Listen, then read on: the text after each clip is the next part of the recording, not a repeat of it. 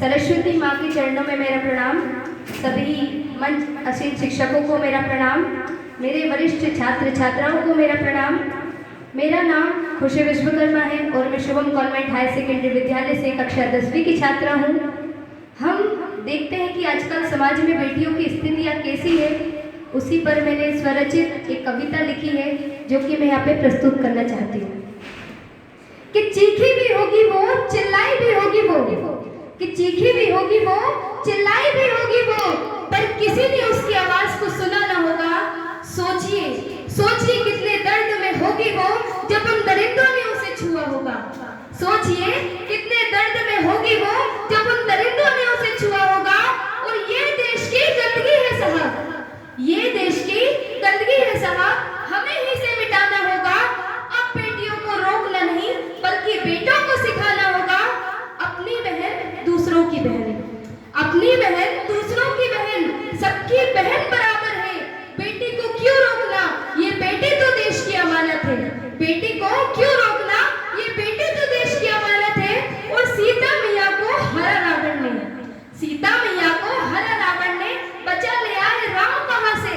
हर गली में अब रावण बैठा, इतने राम नाम कहां से। अब राम नहीं आएंगे बचाने, अब राम नहीं आएंगे बचाने, खुद को इससे बचाना होगा।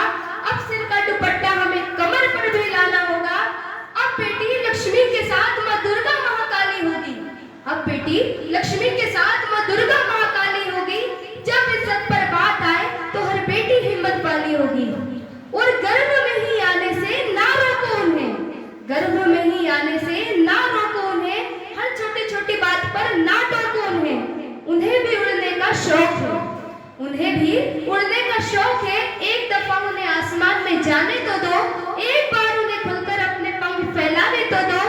उनकी आजादी की सीमा आप तय मत कीजिए, उनकी आजादी की सीमा आप तय मत कीजिए। उन्हें बेटों से कम नापना अब तो बंद कीजिए। 15 अगस्त 1947 के दिन बेटियां भी देश में थी, 15 अगस्त 1947 के दिन बेटियां भी देश में थी। उन्हें भी आजादी का हक मिला था, वो भी अब खुलकर जी सकेंगी, यह हक उन्हें भी तो बेशक मिला था। फिर क्यों उनकी आजादी को आजादी माना नहीं गया, फिर क्यों उनकी आजादी को आजादी माना नहीं गया।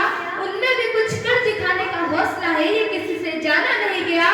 और शाम 7 बजे के बाद, शाम 7 बजे के बाद घर से बाहर नहीं निकलना, ये सीमा उनके आगे बना दी गई। उन्होंने इस बात पर प्रश्न किया तो वह लड़की है ये वजह उन्हें बता दी गई। कि खुलकर घूमते हैं ये दरिंदे हर जगह, खुलकर घूमते हैं ये दरिंदे हर जगह। इनकी वजह से ना जाने कितनी बेटियां मरती हैं बेवजह। बेटी बचाओ बेटी पढ़ाओ, ये बेटी बचाओ बेटी पढ़ाओ ये सिर्फ नहीं एक नारा है। इन दरिंदों को फांसी नहीं दी तो फिर देश ये हारा है, कि इन दरिंदों को फांसी नहीं दी तो फिर देश ये हारा है।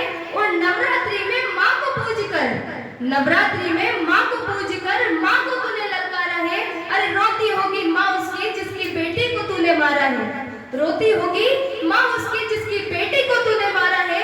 और 2 दिन का शोक मनाकर, 2 दिन का शोक मनाकर बात को वहीं टाल दिया जाता है।